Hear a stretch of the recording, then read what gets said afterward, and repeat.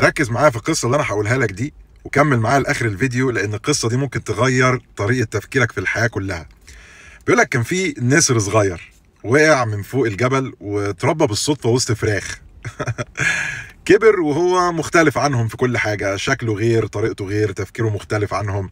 كان دايما بيسال اسئله محدش بيسالها، كان يعني بيبص للسماء وهم بيبصوا للارض، وكل مره يقول نفسي اطير فوق الجبل، نفسي الجبل اللي هناك ده نفسي اطير من فوق وابقى بطير وكده. كانوا بيضحكوا عليه ويقولوا له ارحم نفسك يا اخي، احنا فراخ.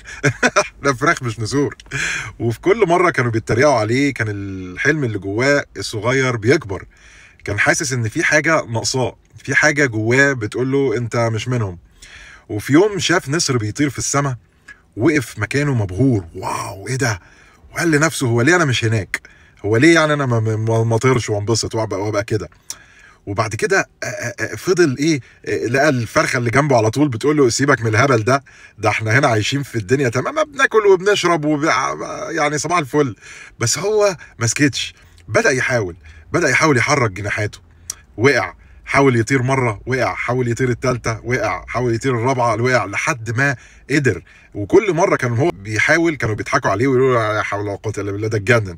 بس هو حاول وحاول لحد ما فعلا طار بعيد عن الارض، وطار بعيد عن السخريه، بعيد عن الناس اللي قالت له ما ينفعش، بعيد عن الناس اللي هي كانت بتحبطه.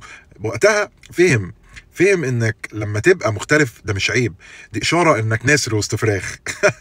فانت بتفكر اكبر، بتحلم اكتر، مش راضي تكون نسخه من غيرك.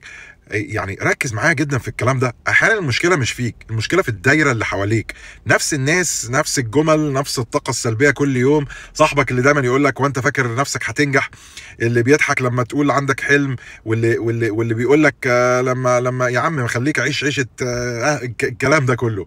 الناس دي مش شريره، بس خلاص اتعودوا يعيشوا تحت وعايزينك تفضل تحت معاهم. لكن اسمعني كويس، مفيش نجاح وسط طاقه سلبيه، واخد بالك؟ لو فعلا عايز تتغير لازم تخرج من الدايره دي. العالم النهارده مفتوح واسع كبير، في ناس بتفكر زيك، بتجتهد، بتتعلم كل يوم، بتساعد بعض، بتشجع بعض، وهو ده اللي احنا بنبنيه في المجتمع بتاعنا وفي الشغل بتاعنا. فلو انت النهارده عايز انك انت مش مجرد كورسات، مش مجرد منتجات، مش مجرد شركات، مش مجرد الكلام ده كله، لا ده مجتمع كامل من الناس الايجابيه اللي هدفهم يتعلموا، ينجحوا، يبنوا صح. هتتعلم كل حاجه، هتتعلم مهارات، هتتعلم ازاي تعمل تجاره الكترونيه، هتتعلم انجلش، هتتعلم، هتطور في نفسك. بس الاهم انك هتكون وسط ناس بتشجعك مش بتحبطك، وكمان ناس بتشجعك بطريقه ايجابيه.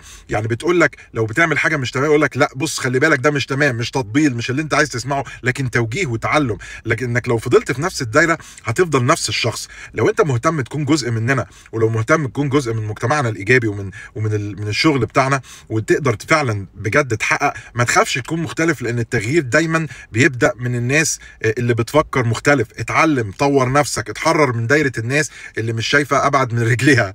وافتكر دايما الناس اللي ممكن تكون تضحك عليك النهارده بكره هتسقف لك وانت بتطير. لو مهتم تنضم لينا ابعت لي في التعليقات، قول لي ايه رايك في التعليقات، ابعت لي مهتم، هسيب لك لينك تقدر تسجل في اللينك ده وهنتواصل معاك. اشكركم واترككم في رعايه الله وامنه، والسلام عليكم ورحمه الله وبركاته.